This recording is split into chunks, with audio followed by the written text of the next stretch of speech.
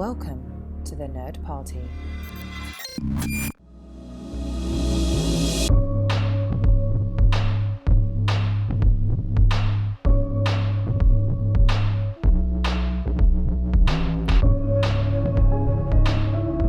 Hey yo, welcome to Houselights. We're back here with the exploring Sylvester Stallone in Rocky IV. The lovely commentators here in the Houselights casting universe, and that would be Darren Moser and Tristan Riddell. We're settling in for this big fight. It's a war not just between men, but between nations this week, gentlemen. And are you buckled in, and are you ready to go and face mountain of a challenge, this towering hulk of the Soviet superpower, and show Tristan, you ready to go? You ready to go the distance? I'm ready. First time watching Rocky IV. Again, I think I knew there was one with a Russian, so that's this one. So it's like the one with the whales. It's like the one with the Russians. It's so exactly. True. You got Russians, you got whales, fours.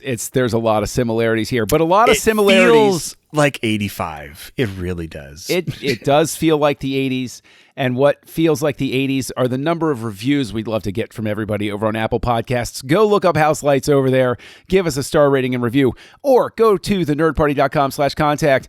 Drop a line. Let us know if there are any directors you want us to look at. And, of course, look up the show Party and over on Facebook and Instagram. Darren, we will get to you because somehow you've gone through your entire adult life with yet another iconic American film that you've never watched, which kind of blows my mind yet again. But I will kick it to you first, Tristan. I'm the old man, so we all know that, I grew up with Rocky IV. It was basically in textbooks while I was growing up. So the first time you encountered Rocky IV, I got to ask you, were you doing Rocky impersonations afterward? Were you doing impersonations of Drago, or were you the one sitting there like Duke at looking at somebody going, "Throw the damn towel"? With this one, I think this is actually probably the first one that was Rocky IV, but I didn't see all of it. I saw it, I think, and I enjoyed it. It was one of those things where it was on AMC, and I just had it on. I was doing something else, and I kind of got sucked into it. And I think that was my first exposure to Rocky. The entire Rocky franchise was the third act of Rocky IV. And it wasn't until after college when I moved in with a bunch of my friends where, my roommate sat me down and we just did a marathon all weekend of the Rocky films. And I was just like, oh, so that's how it started. Okay, cool. I remember really liking it, but not as much as the first and second one. I'll let you guys know it towards the end of this podcast how I feel about the director's cut, which was, Darren, you mentioned this feels like it's very 85. You saw the director's cut, which is very much an 80s movie. That's actually one thing that I really liked about the director's cut, that it's not trying to be something that it's not. It's not trying to be a modern day cut of an 80s movie. It is still an 80s movie, but the theatrical cut is way more of a stereotypical 80s film. It's more of a time capsule. That's it's much more of a time capsule. Very true. Is this your first time encountering the director's cut, Tristan? It is. Yes, I'm glad that you asked that question. Yes, it is. This is my first time watching the director's cut. I bought it as soon as it came out, but I never got around to watching it until in preparation for this podcast. So, yeah. I am excited because I saw the director's cut the day it was released on streaming. A lot of times I'll do the same thing where I buy it and then it sits there. I have a couple of digital purchases like that where I look at it and I say, oh, it's on sale. I'll get to it. And then it just gets buried in the queue sort of thing. And I didn't know how it would affect the edit. So I was incredibly curious about Darren. And I'm really interested to hear what you have to say about the differences between the cuts and what you think about the differences in the cuts, because you have the theatrical basically devoted to memory. I don't. So I'm intrigued. So far as you're concerned, this is the only version of Rocky IV, because this is the only version you've ever seen.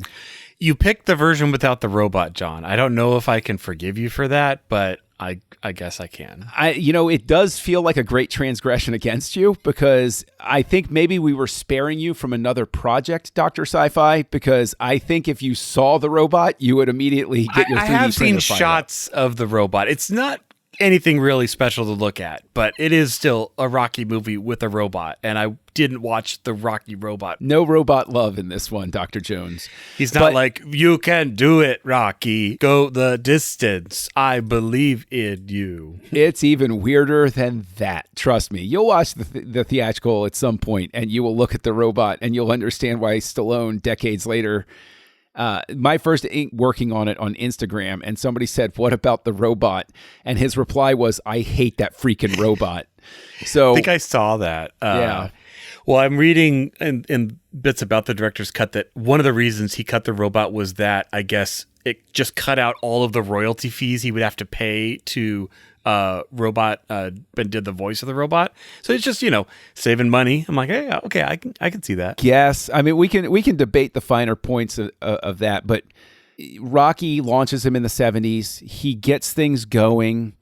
He gets there, and he after Rocky, he appears in stuff like Paradise Alley. Then it's right into Rocky 2. Then he's in Nighthawks, which is a cute little 3, which I've never seen. Rocky 3. So it's primarily Rocky. Is that between Rocky and Rocky 3, it's primarily he's making foundation. Rocky movies, right? Yeah. Then after Rocky 3, he makes First Blood, is involved in that production, and that is a sequel to Saturday Night Fever, another big. Then he makes the disaster Rhinestone with Dolly Parton. Then he makes Rambo, First Blood Part 2, which is still regarded to this day as one of the... Then he finds himself in Rocky 4. Stallone's trajectory as a star between Rocky 3 and Rocky 4, and he introduces a second iconic character to American cinema. Darren, as you sit here and you watch Rocky 4... Podcast fashion, I'm going to not answer the question, but give my opinion. Excellent. Good. So, because Rocky 4 was starting to feel a little stale for me. With Rocky 3, I'm like, okay, the formula, it's tried and true, and it's different because Apollo's helping. This one going, I don't know what it was. And I also got on a major Stallone kick after this and went on and watched First Blood, and I'm halfway through First Blood Part 2, which I felt like a shot in the arm to Stallone, and I was like, okay, Rambo's new character is very interesting, and I'm actually more looking forward to Rocky Balboa, the mid-'80s and 2006, I think it came out, I'm hoping we're going to get something fresh, and what I was kind of expecting in Rocky 4, of like, oh, we got to keep the formula fresh. This formula it doesn't feel fresh to me. And again, I've watched it once. There's no robot, but, and it's not a bad movie, but I was left wanting more. Montages isn't enough of a change to really do it for me. Now, I'm glad you brought up the montages. We'll double back to that. But Tristan, before we get to the montages, which are legendary film fans and among Rocky fans, and like Rocky 4 is the montage movie. It's the montage of montages.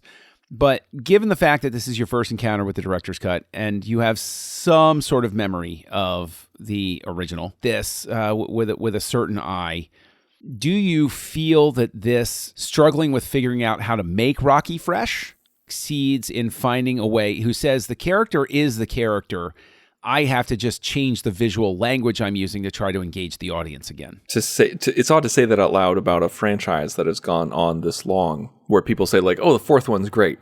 No one ever says that. Like with a franchise, like oh, wait till you get to the fourth one. Except for Star Trek, but it is very rare. I give you that. It is very rare. Yes.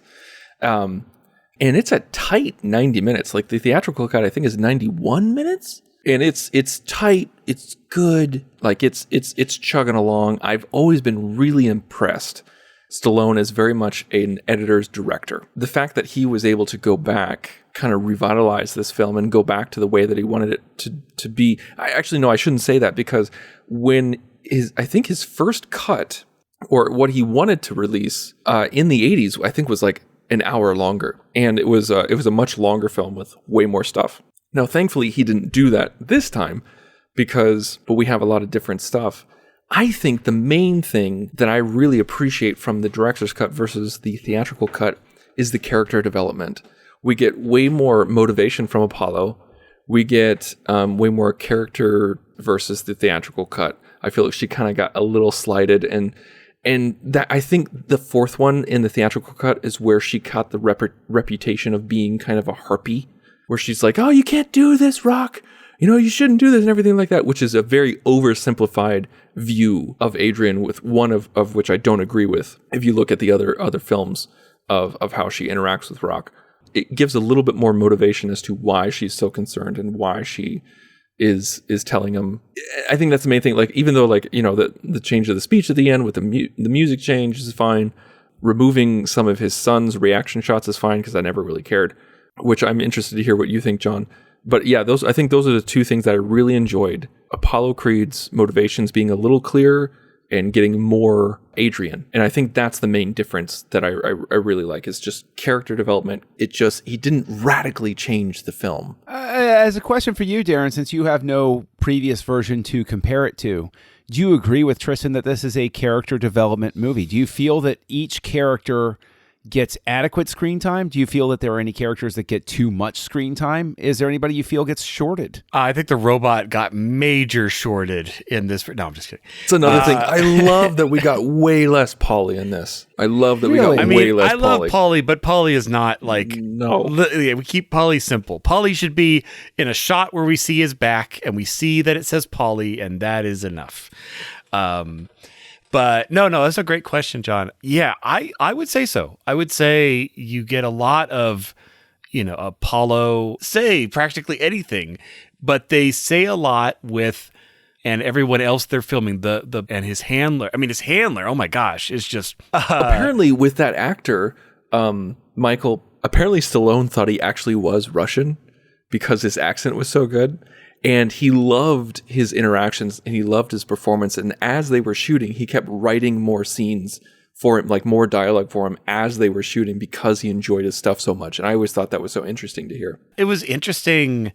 I mean, I don't know if he was directly looking at it in a 2022 lens.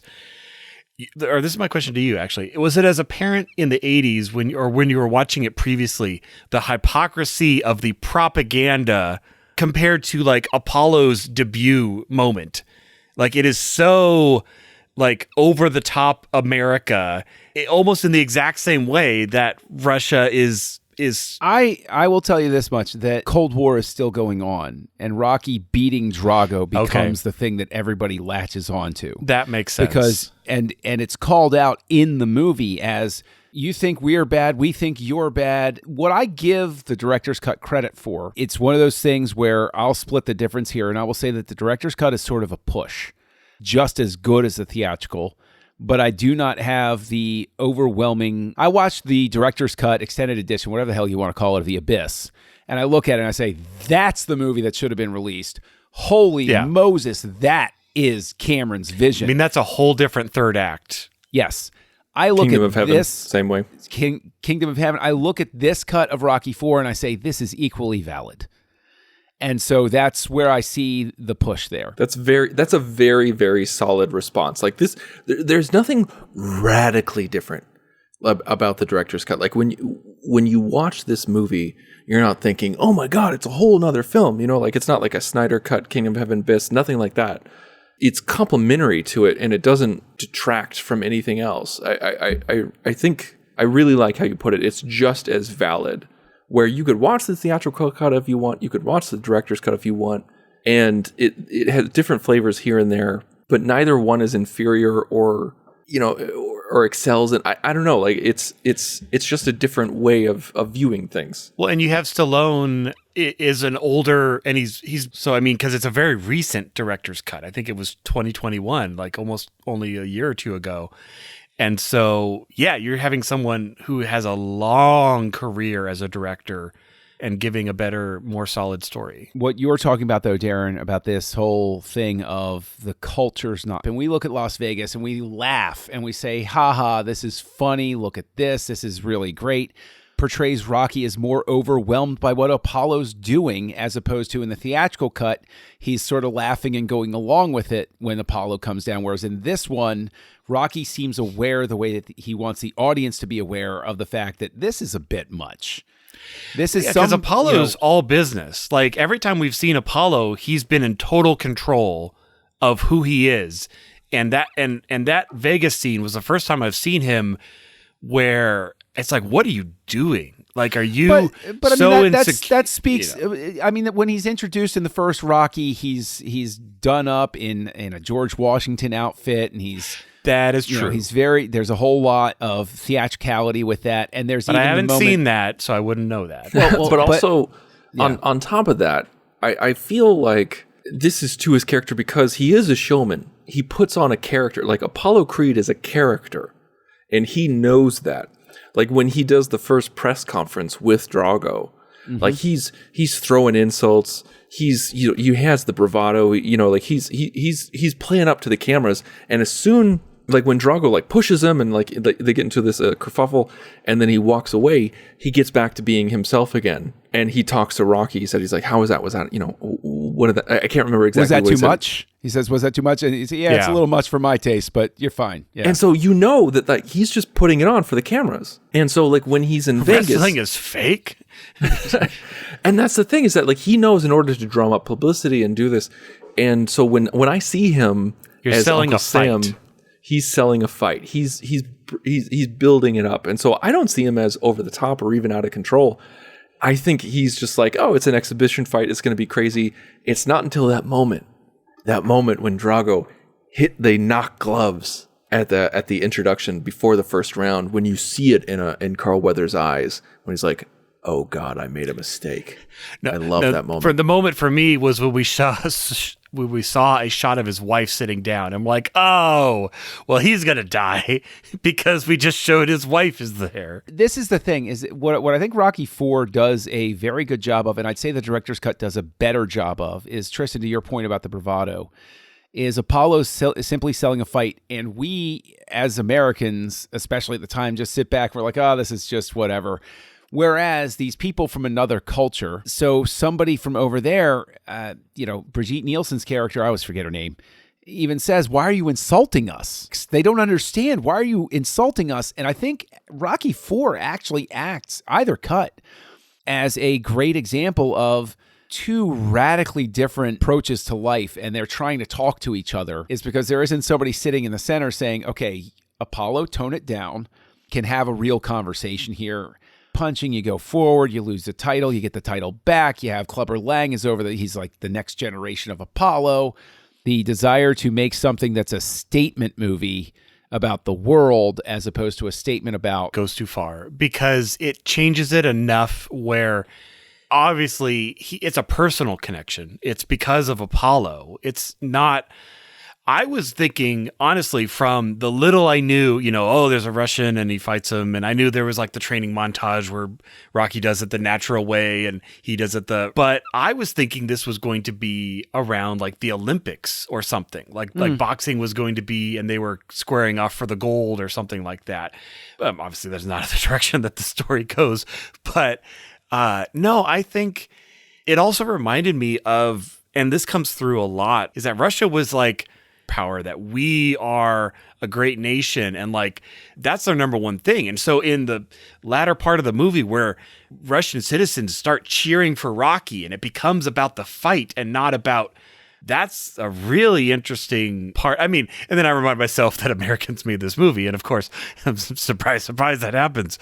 But although you have to give Stallone credit because he gets that opinion where he says you got two guys you got two guys in here slugging it out, but I guess that's better than 20 million. Darren, the only version of this movie that you've ever seen features the Politburo storming out. Tristan, I want to ask you. The only thing different I can expect is the Red October itself rises up through the ring and they duke it out on the deck, because I would watch that movie so hard. That arena was so Russian. Like, I was loving it. Like, the banner comes up and he's got the blue steely eye look. I'm like, man, Russians know how to decorate an arena. Now, I hesitate to give away because you haven't seen the theatrical, but basically what happens, and this is the reason the ending becomes the butt of some jokes. In the theatrical cut, Beach and then the Mikhail Gorbachev lookalike stands up and applauds. And then the rest of the Politburo stands up and applauds. And that's why everybody makes the joke. Rocky entered the Cold War in Rocky IV. Okay, yeah, that would be too much. And so the director, if all the director's cut did was change that scene, it sort of justifies itself in a large way. Tristan is what will make you watch the director's cut instead of the theatrical cut from this point forward. Well, I probably will stick with the director's cut moving forward just because of the lack of Rocky's son saying, "Yeah, I'm American. I love Super One. You know, like it's great." No, yeah, it's I think that's a definite yes as to why I think I will continue with the director's cut. To me, the director's cut is the definitive version, and I'll keep the theatrical cut. Just for, archival purposes. That's the beauty of film. It's not like the other one gets vaporized if you choose to watch the later. I know, it's so weird because when I watched, Star Trek 2009, all my TNG Blu-rays became blank. It was weird. It was weird. The special edition erased all of the past movies for me. It just corrupted my hard drive in a very specific manner. Now, I have one question about the beginning because I don't know if this was my memory being off because I've watched so many Rocky movies so sequentially. His wife isn't actually at the fight because her son was just born. Correct. Yes. Okay. For some reason, I was thinking that was Rocky 3. So then I was thinking, did they back in the beginning of Rocky 4? Because I don't remember her being there. But then I was just mixed up on that one. Okay. I want to get to that because we're talking about Tristan and I are having a slightly different conversation because we know the theatrical cut.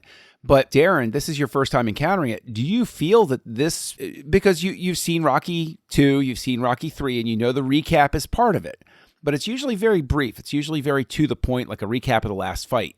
Whereas it's the first few minutes of this movie. Time. I'm not as worried about the time, but I do think the amount of the movie they cover is too much. Meaning the fact that they show him like lose to Clubber Lane and then fight him again, I don't think we needed that. I think we could have just focused on to go that far back into the previous movie. But yeah, I mean, we talk about the formula of the Rocky movies, and like you said, the flashback is part of that formula.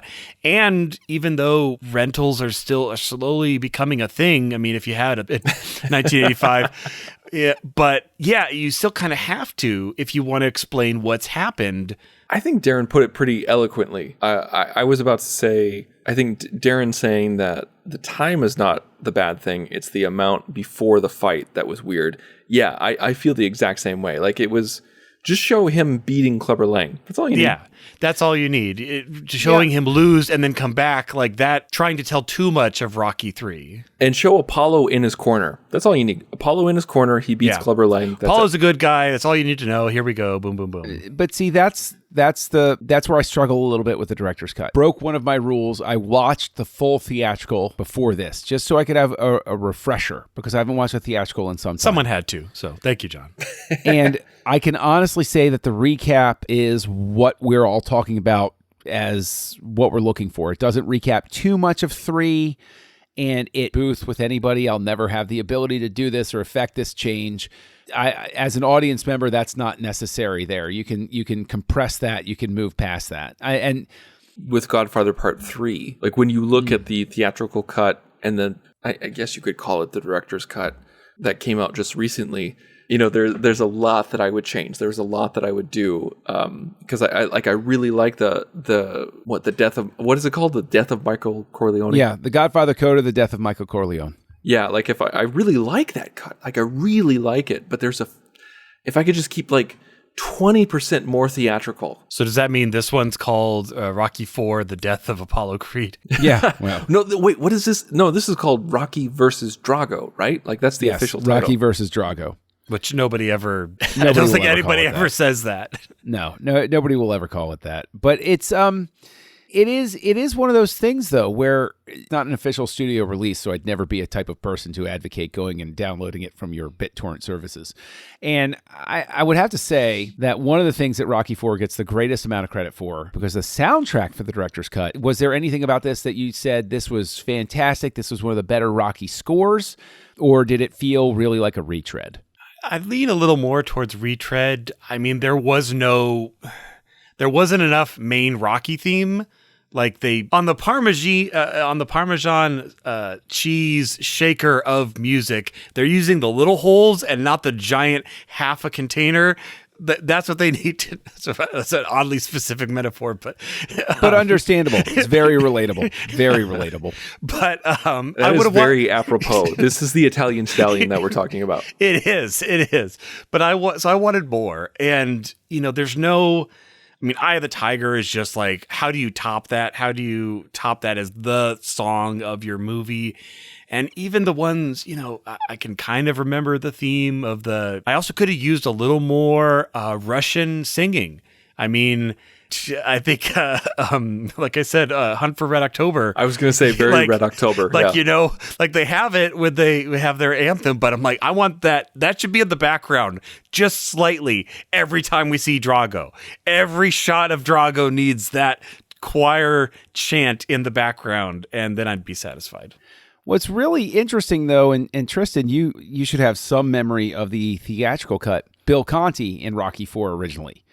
And I've often said that as a joke, you could take the score for Transformers the movie, which came out in 1986, and the score for Rocky IV, and you could put both of them together in a playlist and put them on random shuffle.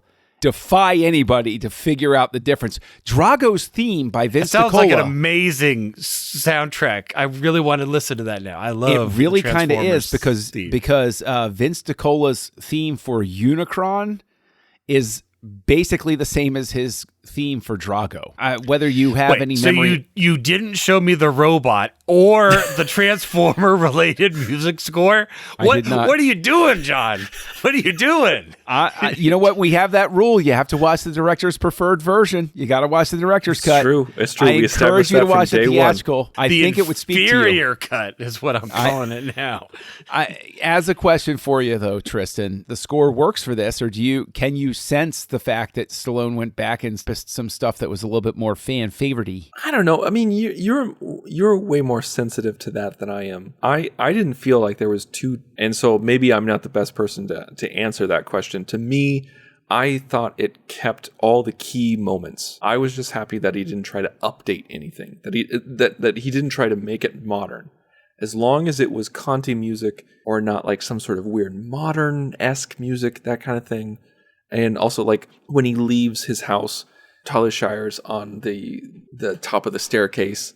He's driving, like that montage with that music and the black and white and everything like that. Like No Easy Way Out is what you're thinking of. Yes, thank you. No Easy Way Out. I'm glad that he didn't try to change that. Like as long as he hit the key moments there, like I'm good with that. I would have initiated a digital return. If that song had been gone, I'd have been like, no, done. I'm not even watching this movie. I completely agree with you. Like, and that's the thing is that Stallone gets it.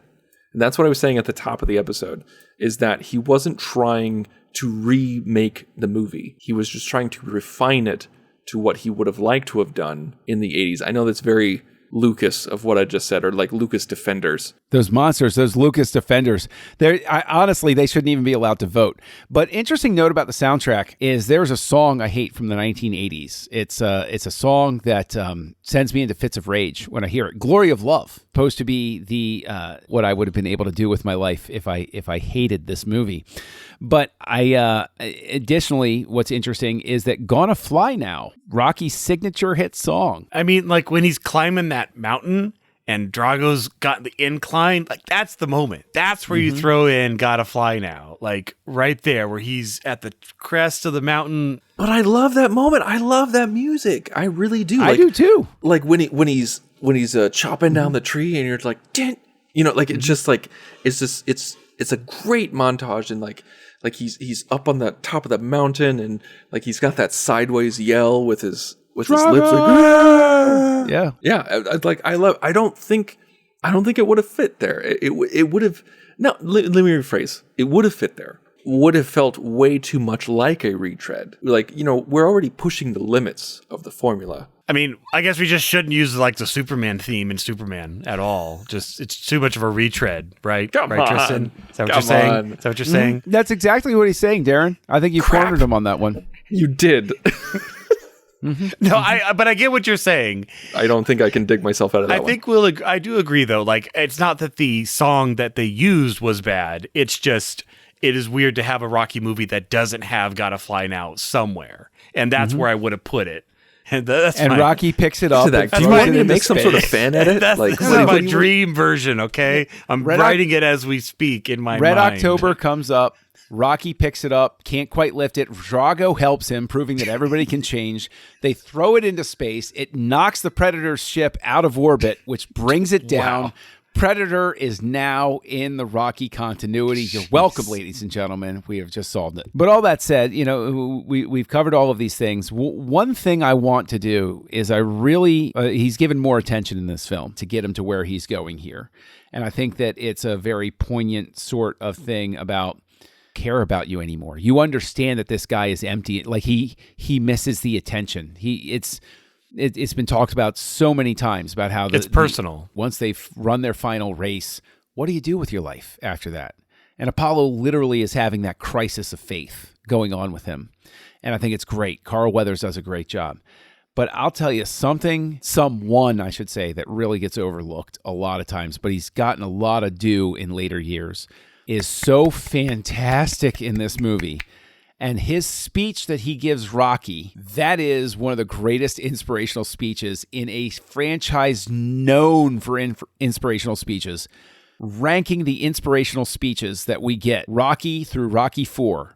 Like through Rocky 4, because if you were going to include Rocky Balboa in there, We gotta wait. I love Tony Burton. He does not get enough credit. I friggin' love the character of Duke. I love that we get to see him again. I love that he has an expanded role in Rocky 4.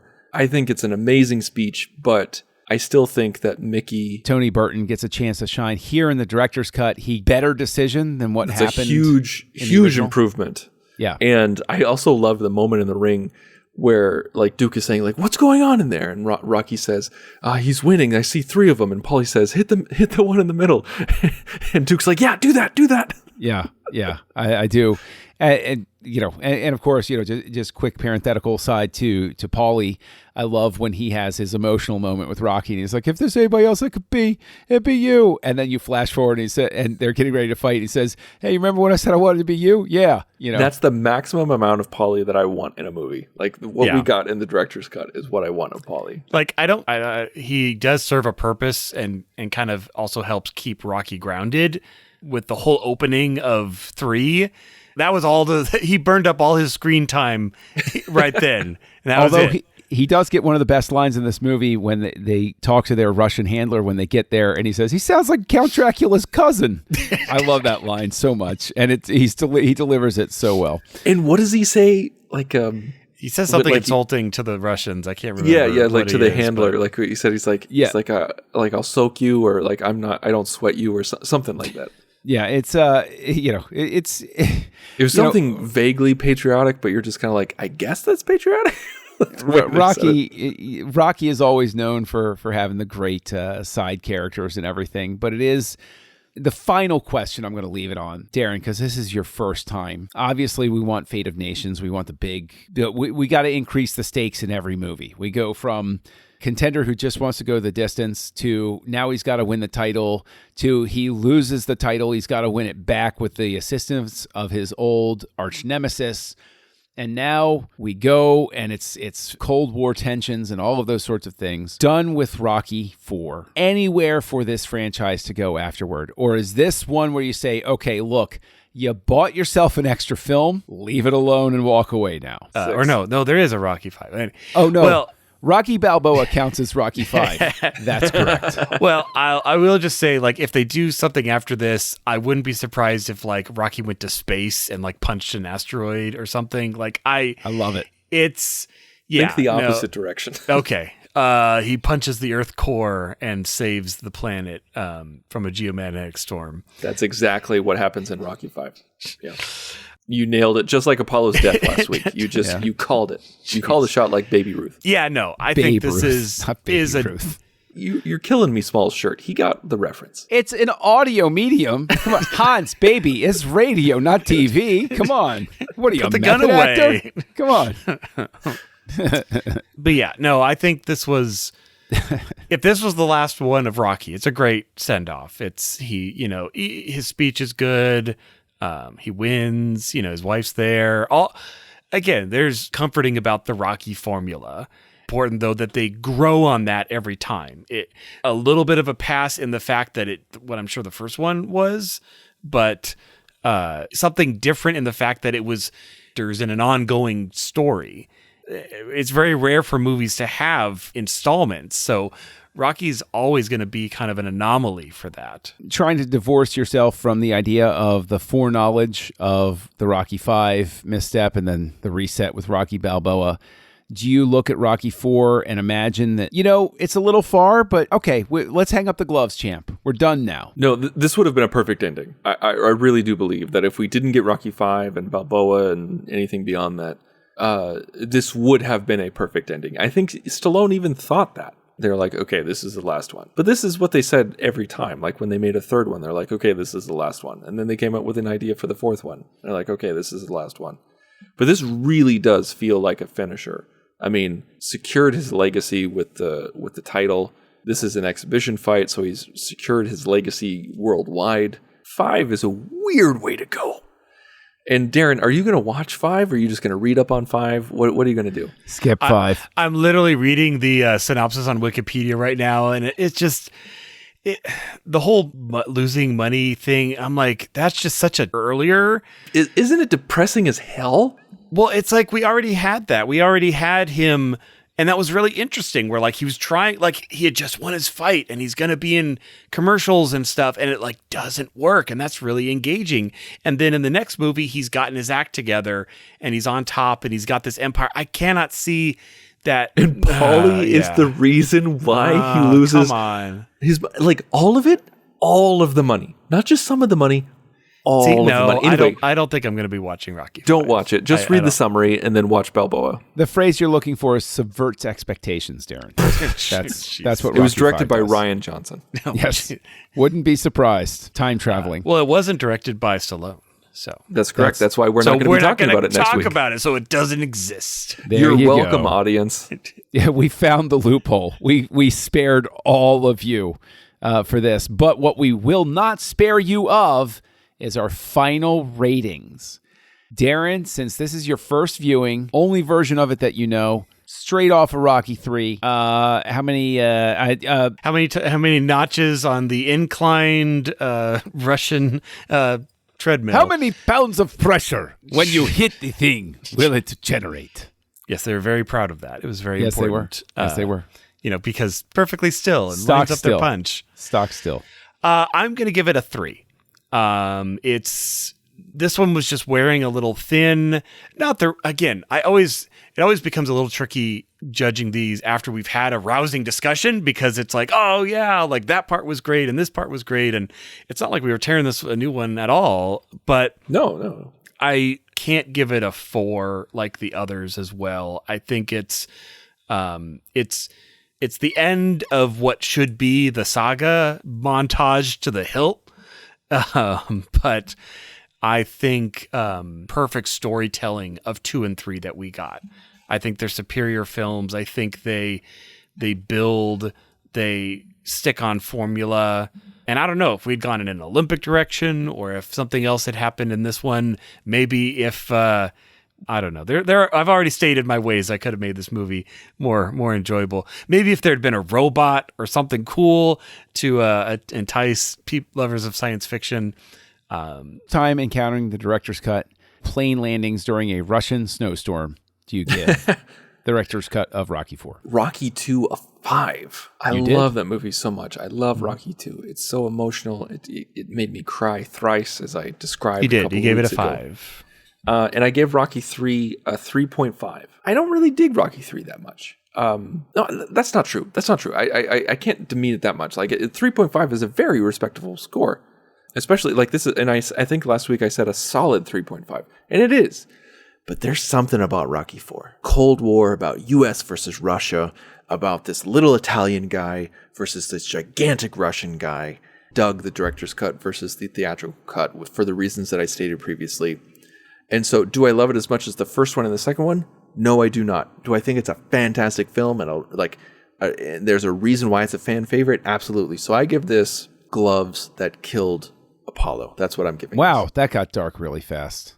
Speaking of, okay, one thing that I wish that he did change, pushing away the referee during the fight with Apollo. Because he pushed, like Rocky was about to throw down the towel, he pushes away the ref and continues to hit Creed, and then he dies. That's manslaughter. Okay, that is a manslaughter charge and complete disqualification. I really wish that was not included. If I could change one thing, that's what I would change. However, I will say that there is no question that Rocky held that towel too long, whereas the way it's cut in this version very much communicates that Rocky was getting ready to throw the towel in. He wasn't hesitating. He just wasn't fast enough. And I think that is incredibly important. Change a shot around, and there is very specifically those two changes will always elevate the director's cut. And so, Tristan, I actually fall in line with you. People have loved it for as long as they have for very specific reasons. And I think that the soundtrack that he helped, choosing Hearts on Fire, Living in America by James Brown, those songs are songs in terms of just, they will pump you up for and everything. They're on running mixes of mine.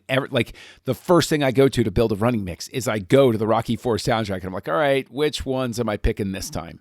The director's cut has a little bit more longevity. And if you're less than that age, you go, it's an 80s movie. Distinction, and I think that's very accurate. Steroid shots into Drago's leg. So there we are. We've gone through Rocky 2, Rocky 3, Rocky 4, and then we come up to the next and final Rocky chapter directed by Mr. Sylvester Stallone. Many years after this one. Tune in next time on Houselights when we continue with one last room in the House of Stallone for Rocky Balboa. Join the revolution. Join the Nerd Party.